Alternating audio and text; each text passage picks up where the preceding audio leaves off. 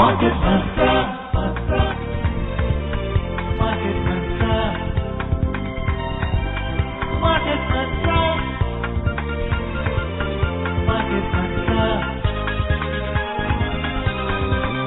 Market Mantra.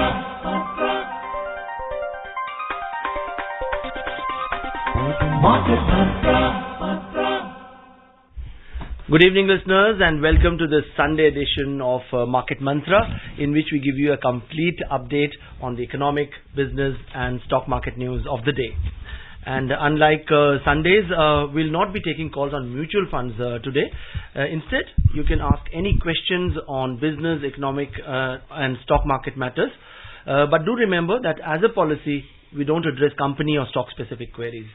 You can call us on 2331 4444 2371 7106, and our third dedicated line is 2342 1050. And if you're calling from outside Delhi, please prefix the STD code, that's 011 before the numbers.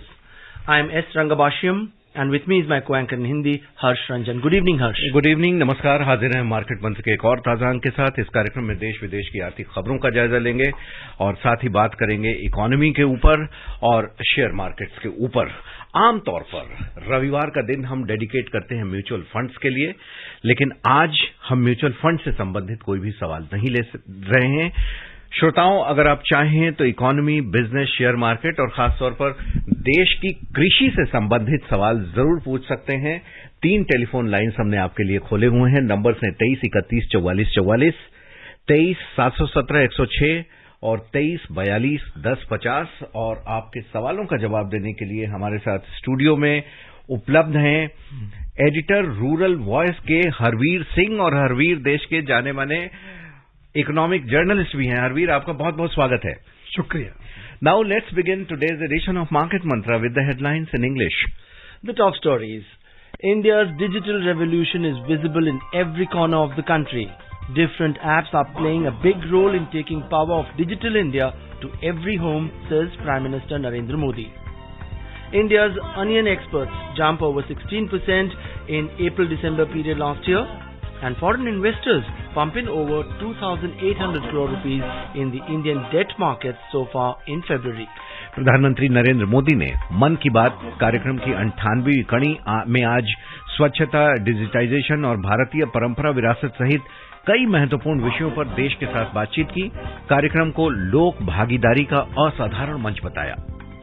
विदेशी निवेशकों ने फरवरी महीने में अब तक भारतीय date बाजार में 2,819 करोड़ रुपए निवेश किए और 2022 अप्रैल से दिसंबर तक भारत ने 52 करोड़ 38 लाख डॉलर के प्याज का निर्यात किया।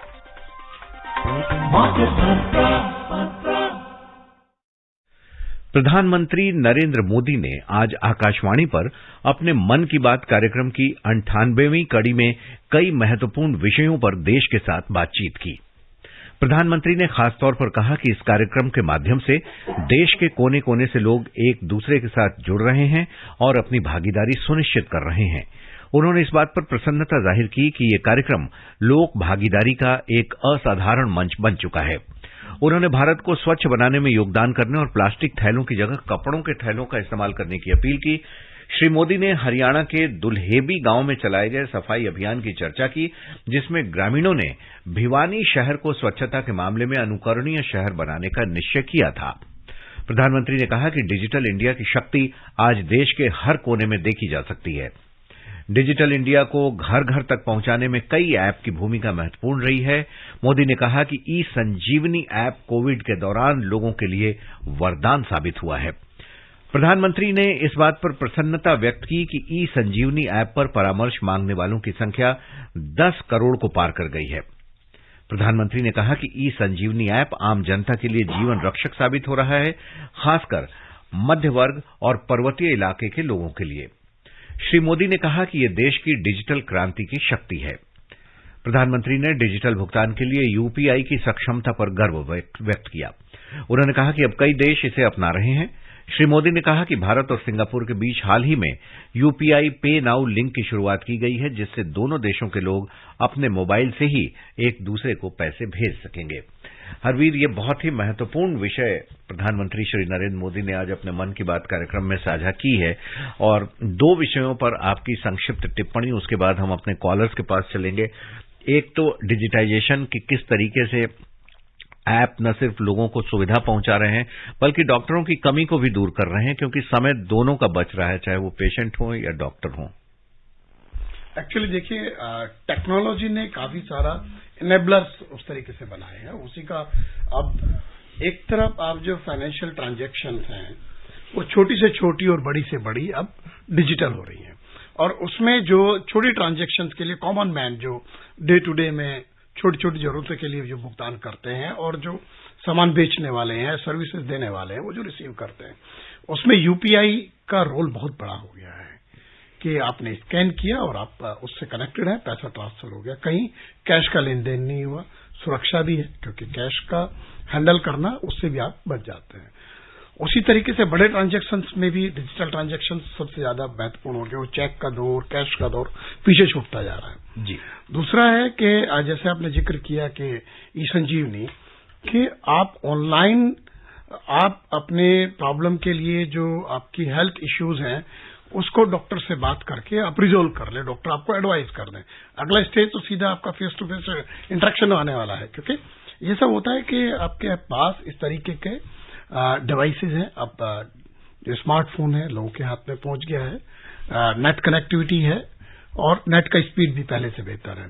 तो इसका मतलब ये है कि और उस तरीके के लोग अवेलेबल हैं जो अपनी सर्विसेज ऑनलाइन देते हैं डॉक्टर्स में।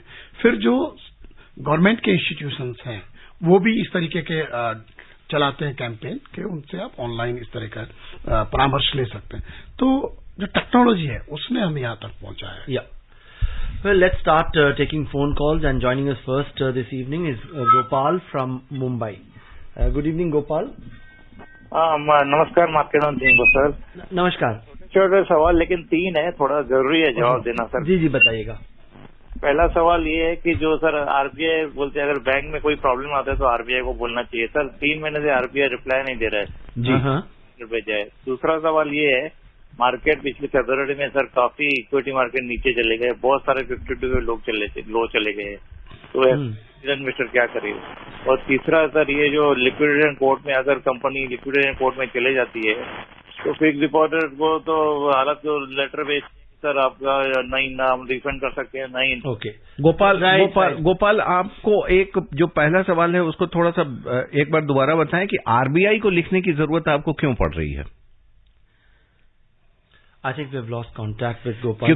क्योंकि इन्होंने आरबीआई को लिखा है और वो जवाब अगर नहीं दे रहा है तो कहाँ जाएं। बहरहाल नहीं, देखिए बैंक्स का अगर आपको कोई प्रॉब्लम है तो ओम्बड्समैन को आप जाते हैं, और बैंक आरबीआई एक रेगुलेटर है और उसके माध्यम से आप शिकायत वहां भी भेज सकते हैं, बट ये होगा उसी रिड्रेसल सिस्टम के थ्रू जो ओम्बड्समैन बनाया गया है, तो वहां पर आपकी शिकायत का जवाब। So first of all, he should approach the banking ombudsman. Yes. Right. And he also spoke about how, markets have come down in this particular month. देखिए मार्केट के साथ कई सारे फैक्टर्स हैं। एक तो आप देखिए कि अभी भी इन्फ्लेशन का जो प्रेशर है वो कम नहीं हो रहा है, उसका पेस थोड़ा कम हुआ, लेकिन पिछले दिनों यूएस में फिर से इन्फ्लेशन बढ़ गया या यूरोप में। तो दुनिया भर के जो सेंट्रल बैंक्स हैं वो टाइट मनी पॉलिसी को फॉलो कर रहे हैं, और अब ये भी है उससे क्या हो रहा है कि इंटरेस्ट रेट बढ़ रहे हैं। इंटरेस्ट रेट बढ़ रहे हैं तो एफआई जो है या जो आपका बाहर से जो पैसा स्टॉक मार्केट में इन्वेस्ट लोग करते हैं उनको लगता है कि वहां पर अट्रैक्टिव इंटरेस्ट रेट आ गए तो या उनकी यील्ड ज्यादा है उसकी, तो हमारा जो फ्लो है वो अफेक्ट करता है। जाहिर सी बात है कि अगर खरीदने वाले कम रह जाएंगे और उस तरीके से तो वो फर्क होता है। तो मार्केट में ये एक फैक्टर हो रहा है कि इधर थोड़ा सा जो म्यूचुअल फंड्स में जो लोग पैसा लगाते हैं उन्होंने मार्केट में थोड़ा इन्वेस्टमेंट कम किया है। Right. Let's move on and take our next caller. We have Ashok joining us from Delhi. Good evening and welcome to the program. Yes, Ashok, do we have you online? I think we have lost contact. No, Ashok line पर आ गए हैं। I think we have lost contact with Ashok.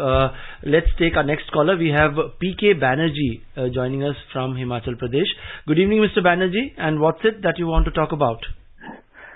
Good evening, sir. Yeah, go ahead. Put your question. हाँ sir, मैं ये पूछना चाहता हूँ कि हमारे जो नए दोस्त हैं जो मार्केट में म्यूचुअल फंड में जाना चाहेंगे, तो उनके लिए उनको कौन कौन से तरीके से मार्केट में आना पड़ेगा, क्योंकि काफी नए फ्रेंड हैं जो इस मार्केट में आना चाहते हैं, उनको जानकारी नहीं है, कहाँ से जानकारी नहीं है ये भी उनको नहीं मालूम। दूसरा एक छोटा सवाल ये है कि बैंक में अगर फ्रॉड होता है तो बैंक हमें 5 लाख तक ही इंश्योरेंस देता है, बाकी पेमेंट जो हमारी बैंक में फंसी रहेगी वो हमें वापस मिलने की उम्मीद रहती है। ऐसा तो कभी होने का चांस नहीं है, फिर भी इसका एक क्वेश्चन का मन में बात उठती है। या फाइन, यस। देखिए, म्यूचुअल फंड्स के लिए तो बहुत सारे आपको जो उस तरीके के जो इन्वेस्टमेंट एडवाइजर्स हैं उनके माध्यम से आप जा सकते हैं। बहुत सारे बैंक्स के म्यूचुअल फंड हैं कैपिटल मार्केट में, आप डीमैट अकाउंट खोलने में भी वो लोग मदद करते हैं, और उसके जरिए आप म्यूचुअल फंड की जो भी स्कीम्स हैं जो अवेलेबल हैं, वो डेट फंड हो या इक्विटी फंड हो या दोनों में जो लोग इन्वेस्ट करते हैं, कुछ आपका टैक्स बेनिफिट वाली स्कीम्स भी हैं, तो ये काफी बहुत सारे ऑप्शंस हैं, और ये बहुत ही आसान काम है कि आप इवन जो आपके बैंक्स हैं, बैंक्स भी इस तरह की सर्विसेज प्रोवाइड करते हैं, क्योंकि उनका कई जो प्राइवेट बैंक्स हैं उनके म्यूचुअल फंड यूनिट्स भी हैं और वो आपको सर्विसेज देते हैं, और इंडिपेंडेंट जो कैपिटल मार्केट में काम करने वाले ऑर्गेनाइजेशन हैं वो भी आपके म्यूचुअल फंड का रूट की सर्विसेज देते हैं। तो ये एक पॉइंट है। And he also spoke about deposit insurance. Actually देखिए, डिपॉजिट इंश्योरेंस तो पिछले दिनों गवर्नमेंट ने बढ़ाया, जो है 5 लाख तक 5 लाख किया, और ये स्थिति तब होती है जब बैंक लिक्विडेट होने की स्थिति में आ जाए। अदरवाइज तो जो बैंक अच्छा कर रहे हैं ऐसा कोई प्रॉब्लम नहीं है। बैंक्स को लॉसेस भी होते हैं लेकिन वो तो फिर रिकवर होता है, बट ऐसा नहीं कि डिपॉजिटर्स के पैसे। और हरवीर, यहाँ ये बताना बड़ा ये होगा कि भारत के जो बैंक्स हैं आरबीआई के रूल्स एंड रेगुलेशंस की वजह से बहुत ज्यादा सुरक्षित हैं। देखिए, पिछले दिनों कुछ कोऑपरेटिव बैंक्स और कुछ बैंक्स में प्रॉब्लम आई, और जहां लोगों को प्रॉब्लम आई वो एक उदाहरण बन जाता है लोगों के लिए। लेकिन कई बार अगर कोई वीक होने की स्थिति आई बैंक की, तो गवर्नमेंट ने उस बैंक को दूसरे मजबूत बैंक के साथ मर्ज किया है जी। तो उसमें क्या हुआ, सबके हित सुरक्षित रहे। बैंक उस नाम से भले ही सर्वाइव ना किया उस बैंक ने, लेकिन डिपोजिटर्स का जो पैसा था वो पूरी तरह सुरक्षित रहा, और वो एक बेहतर फंक्शनल बैंक के साथ जुड़ गए। तो ये रेगुलेटर की समय रहते अगर उनको पता है कि कब एक्शन लेना है, तभी ये संभव होता है। और इस तरीके के हमारे पास कई उदाहरण हैं जब रेगुलेटर ने बैंक्स को बचाया है और जो डिपॉजिटर्स हैं उनके हितों को सुरक्षित किया है। और आरबीआई के पास कई ऐसे हथियार हैं जिससे बैंक, जैसे एक हथियार बहुत बड़ा है सीआरआर, एक हथियार है एसएलआर, ये सब चीज पे फिर कभी चर्चा होगी। लेकिन आमतौर पर भारत में बैंक काफी सुरक्षित हैं सरकार की नीतियों और आरबीआई के जबरदस्त गाइडलाइंस और उनकी दृष्टि की वजह से। जितेंद्र हमारे अगले कॉलर होंगे जयपुर से। जितेंद्र, आपका बहुत बहुत स्वागत है, सवाल पूछ लें। हाँ, थैंक यू सर। जो हमारे जो आज मेहमान है हरविंदर जी, उनका जो परिचय करा गया रूरल जी हाँ, तो वो उनके बारे में बताए कि वो किस तरह का काम है।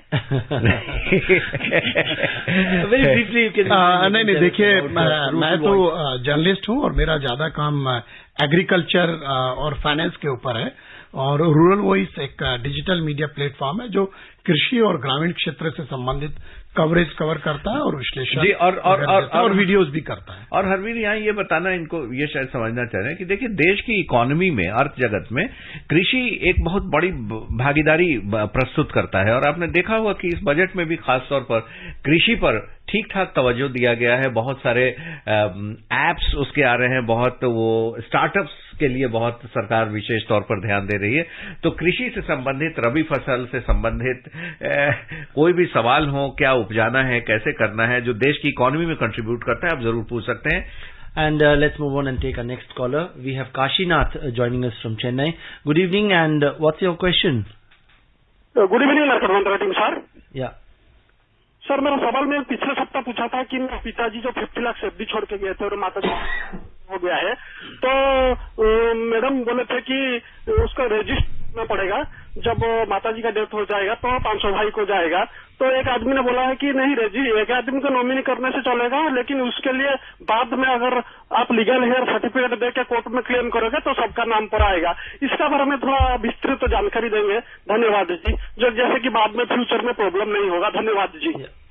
नहीं, देखिए, जो भी हमारे इस तरीके का बैंक्स हो या आपका इक्विटी जहां आप इन्वेस्ट करते हैं और उसका जिसके माध्यम से करते हैं, डीमैट अकाउंट आपका जो हैंडल करता है ऑर्गेनाइजेशन, और कोई भी इस तरीके का जो संपत्ति होती है उसमें कोशिश होती है कि आप नॉमिनी का नाम दें, और सब लोग इंसिस्ट करते हैं, और ये लीगल भी है एक तरह से, म्यूचुअल फंड में, स्टॉक्स में, आपका एफडी में, बैंक अकाउंट्स में भी। तो जब नॉमिनी वहां पर क्लियर है तो फिर आपको जो उत्तराधिकारी है जिनको नॉमिनी बनाया गया है उस संपत्ति को हासिल करने में, उस असेट्स को लेने में कोई दिक्कत नहीं आती। लेकिन अगर जब इस तरीके की परिस्थिति होती है तो आपको जो डॉक्यूमेंटेशन है वो तो पूरा करना पड़ता है। और जाहिर सी बात है, एक से ज्यादा लोगों को नॉमिनी बनाया जा सकता है, उसमें कोई लीगली कोई प्रॉब्लम नहीं है। और इवन उसमें जो हिस्सेदारी है उसको भी डिक्लेयर किया जा सकता है, वो पूछा जाता है कि आप कितनी हिस्सेदारी किस नॉमिनी को देना चाहते हैं। तो अगर ये सारी स्थिति स्पष्ट है और कोई परिस्थिति ऐसी पैदा होती है कि कोई व्यक्ति का निधन होता है, तो फिर आपको जो सर्टिफिकेट्स हैं वो डिपॉजिट करना पड़ता है, ये उसमें है। और कई बार इश्यू आता है तो आपको कोर्ट में भी अगर वो डॉक्यूमेंट्स आप लेकर के जा सकते हैं, अगर कोई दिक्कत आपको हो रही है तो कोर्ट से भी इसके लिए रिलीफ ले सकते हैं। और यहाँ मार्केट मंत्रा के मंच से ये बताना हम चाहेंगे कि नॉमिनी को देना बहुत जरूरी है, और ये आरबीआई और तमाम बैंक्स भी कहते रहते हैं कि कहीं भी आप खाता खोलें, कहीं भी आप म्यूचुअल फंड्स करें, चाहे वो डीमैट अकाउंट खोलें, उसमें नॉमिनी जरूर दें, क्योंकि इससे न सिर्फ आपका फायदा होता है बल्कि इंस्टीट्यूशंस का भी फायदा होता है, क्योंकि वो अननेसेसरी विवादों से बचते हैं, उनका समय बचता है और आपके परिवार को सुविधा होती है। अगला कॉलर गौतम हैं हमारे साथ जुड़े हुए दिल्ली से, उनके पास चलते हैं। गौतम, आपका स्वागत, सवाल पूछ लें आप। धन्यवाद। सभी को मेरा नमस्कार। सर, मेरा एक क्वेश्चन बैंक से रिलेटेड ही है। एक्चुअली मैंने एक होम लोन के लिए अप्लाई किया, और जो डॉक्यूमेंटेशन की वेरिफिकेशन होती है तो बैंक ने आइडेंटिफाई किया कि सेम एड्रेस पे प्रॉपर्टी एक और नजर आ रही है, एक और डीड नजर आ रही है। थिंग वॉज की दिस इज द डीडेड प्रॉपर्टी और उनका अलॉटमेंट नंबर अलग होता है। मैं बैंक को कंटिन्यूसली बोल रहा हूँ कि इस चीज को आप चेक करो, लेकिन वो फिजिकल वेरिफिकेशन के पीछे पड़े हुए हैं और कह रहे हैं कि मैं उनके साथ ट्रैवल करूँ। मैंने ये कंप्लेन उनके हेड ऑफ सर्विस क्वालिटी में डाली, उनके सीनियर मैनेजमेंट को डाली, वहां से भी सेम रिस्पॉन्स आया। जब उनकी सबसे रिस्पॉन्स ठीक नहीं आया, मैंने बैंक आरबीआई बैंक ऑफ में कंप्लेन करी। Right, Gautam. We got your point. There is some problem in the due diligence which banks carry out before giving a home loan. No, actually,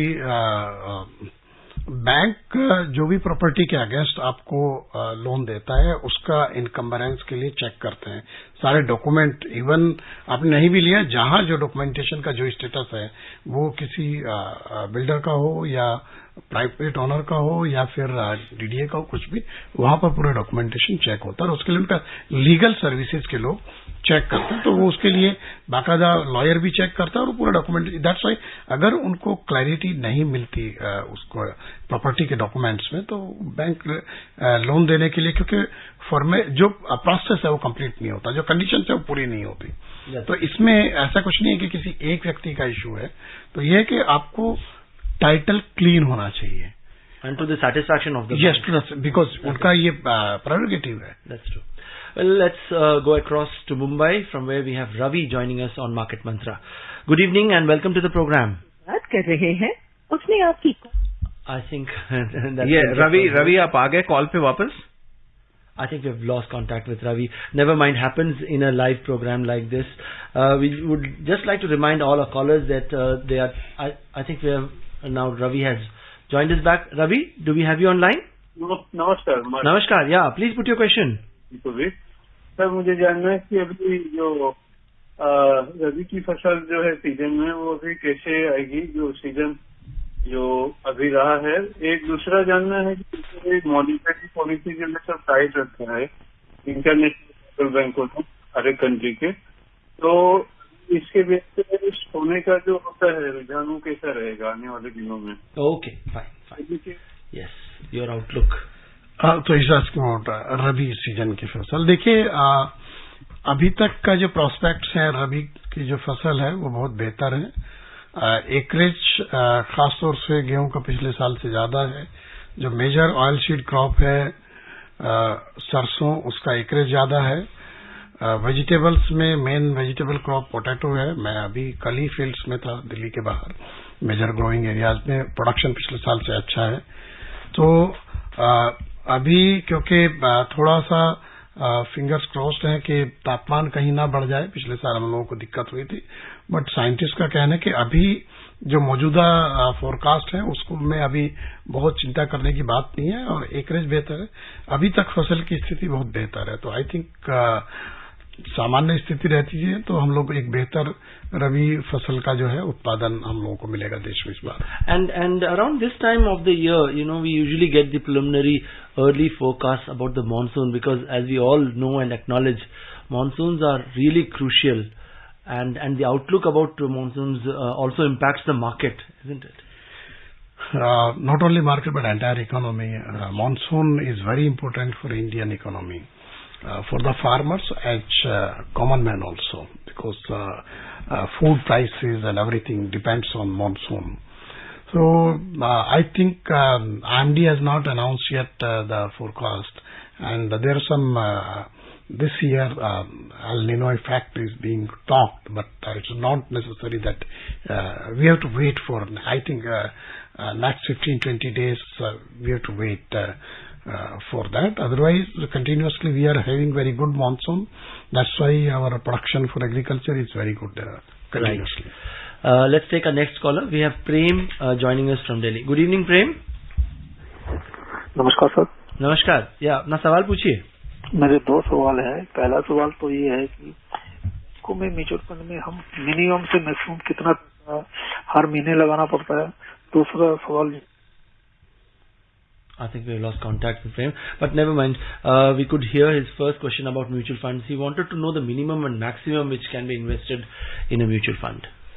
mutual fund basically आपको SIP के through आप जाते हैं, तो जो आपका pocket allow करता है, सरप्लस आपके पास जो इन्वेस्टेबल है उतना आप कर सकते हैं हर महीने। उसके हिसाब से जो म्यूचुअल फंड है, ये जो आपका वेल्थ मैनेजर है, वो उस पैसे को अलग अलग यूनिट्स पे लगा सकते हैं। यूनिट का वैल्यू कम भी होता है और कुछ फ्रेश यूनिट भी कई बार आती है, तो इसलिए ऐसा एक बहुत ज्यादा आप 2000 से शुरू कर सकते हैं महीने में, 5000 से शुरू कर सकते हैं। आमतौर पे आप जितना लगाना चाहें लगाएं। मिनिमम ज्यादातर म्यूचुअल फंड्स जो है 500 रुपए का आपको मौका देते हैं कि आप 500 रुपए से शुरू करके फिर आप उसी डिनोमिनेशन में आगे बढ़ सकते हैं, और जितना आप, जैसे सही कहा कि जितना आपका पॉकेट अलाउ करे आप कर सकते हैं। और SIP करना यानी सिस्टमेटिक हर महीने करना बहुत ही वंडरफुल इफेक्ट्स देता है, मैजिकल इफेक्ट्स देता है, जो हम हर संडे को डिस्कस करते हैं। बहरहाल आज म्यूचुअल फंड का डे नहीं है, आज हम जनरल इकोनॉमी के बारे में बात कर रहे हैं। और यहाँ ये बताना बड़ा दीगर है कि भारत ने पिछले वर्ष यानी 2022 में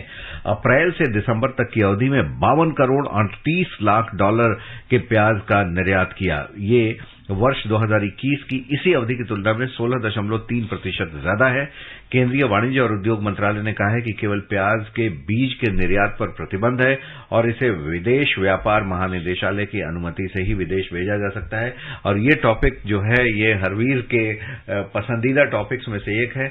प्याज का निर्यात, प्याज का प्रोडक्शन हमने बढ़ाया है पिछले साल में, शायद निर्यात भी उसी वजह से बढ़ा है। हरवीर, हाँ, एक्चुअली देखिए प्याज एक बड़ा सेंसिटिव सी क्रॉप है, तो कई बार सरकारें मिनिमम एक्सपोर्ट प्राइस लगा देती हैं या एक्सपोर्ट बैन भी करते हैं, लेकिन इस बार प्याज का उत्पादन ज्यादा है और दाम काफी कम है। और एक वजह होती है कि मैं जो देख रहा हूं अभी के अभी जो लेट खरीफ की जो फसल आती है प्याज की, उसमें ज्यादा ड्यूरेबिलिटी नहीं होती, उसको आप नहीं रोक, सड़ जाता है जल्दी, उसका शेल्फ लाइफ कम है। हाँ। तो उसको लेकर के थोड़ी चिंताएं आई हैं, उनका थोड़ा प्राइस गिरा है। और हमेशा एक्सपोर्ट पोटेंशियल हमारे लिए अच्छा रहा है, बट हमें ये देखना चाहिए कि जो हमारे नेबरिंग कंट्रीज हैं, बांग्लादेश वगैरह को हम काफी एक्सपोर्ट करते हैं, तो कुछ देशों में ऐसा हुआ कि उन्होंने थोड़ा हमारे अलावा दूसरे एक्सपोर्टर्स से भी जो है ये ईरान वगैरह से भी इंपोर्ट किया है।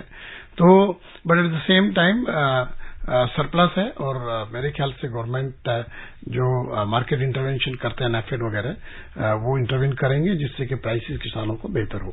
Harveer, the news item also talks about restrictions on export of onion seeds. What is the possible rationale on having restrictions for export of onion seeds? Actually, that seed is very important, and if there is a Is there a shortage? No, I don't think there is a shortage. But you need that there is sufficient seed available in the country. You have to be very cautious about that. If suppose if more quantity is already exported and at the time of sowing seed is not available, that will affect that's our a precautionary measure. Yes, that is precautionary measure, and seed is a sensitive issue. Nothing is wrong in it to ban the seed. करने के लिए. Yes, because seed is the more crucial thing. अच्छा, क्या इसकी अरविंद, क्या इसकी ये भी वजह है कि हमने कई तरीके के सीड को डेवलप किया है तरह तरीके के कृषि अनुसंधान और एक्सपेरिमेंट के जरिए, इस वजह से भी हम उससे बचते हैं? नहीं, देखिए, अगर कोई इस तरह का उत्पाद है जिसका कोई हमारे पास सफिशिएंट क्वांटिटी अवेलेबल है, सीड को वैसे भी देखिए, सीड जब एक्सपोर्ट होता है उसमें थोड़ा सैनिटरी फाइटोसैनिटरी इश्यूज होते हैं, फिर आपका इंटेलेक्चुअल प्रॉपर्टी का मसला होता है, तो सीड में बहुत सारे पहलू देखने पड़ते हैं. इवन जहां आप एक्सपोर्ट भी करना चाहते हैं वहां की गवर्नमेंट भी पहले ये सब पहलू देखती है.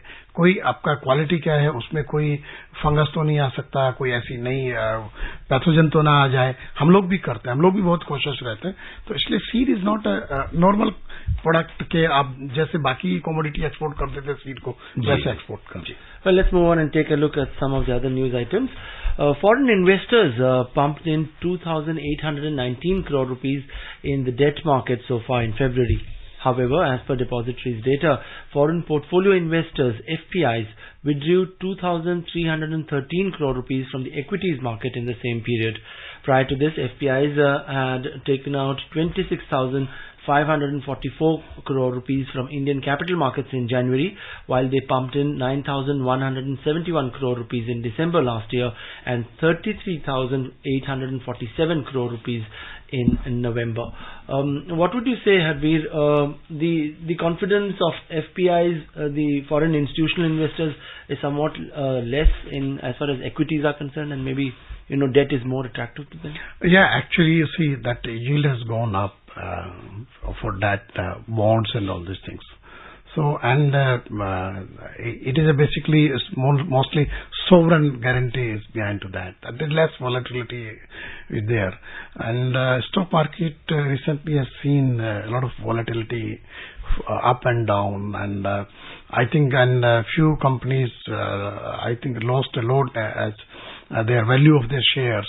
So many companies are at 52 weeks low. So maybe FPIs are not seeing a good opportunity to get good return on investment in equity, but on the other side, they are investing in our bonds and for a better return. That's true. Well, let's move on. The first G20 finance ministers and central bank governors meeting concluded in Bengaluru yesterday.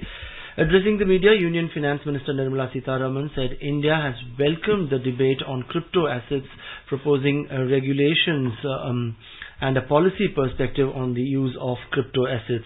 Participating members of the G20 finance ministers and central bank governors in outcome document also welcomed that crypto assets are being closely monitored and subject to robust regulation to mitigate potential risks to financial stability. The finance minister said that there is almost a clear understanding that anything not backed by the central bank is not currency, and this is a position that India has been taking for a very long time. Talking to media, Reserve Bank of India Governor Shaktikanta Das said there is now wide recognition and acceptance of the fact that cryptocurrencies or assets are major risks to financial stability, monetary systems and cyber security. और आज के लिए इतना ही, क्योंकि वक्त अब लगभग खत्म हो चला है. मार्केट मंत्र में आने के लिए और हमसे बातचीत करने के लिए हरवीर, आपका बहुत बहुत धन्यवाद. धन्यवाद. And we'd also like to thank all our callers for their active participation in today's program.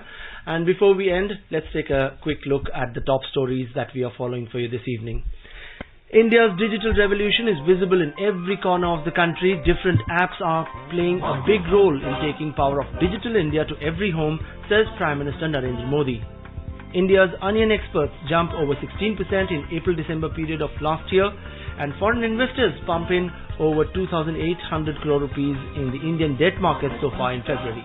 And with that, we come to the end of this edition of Market Mantra, the program that gives you a complete roundup of all that's happening in the world of business, economics and the stock markets. But for now, from the entire team, thank you so much for joining us. Goodbye. Namaskar.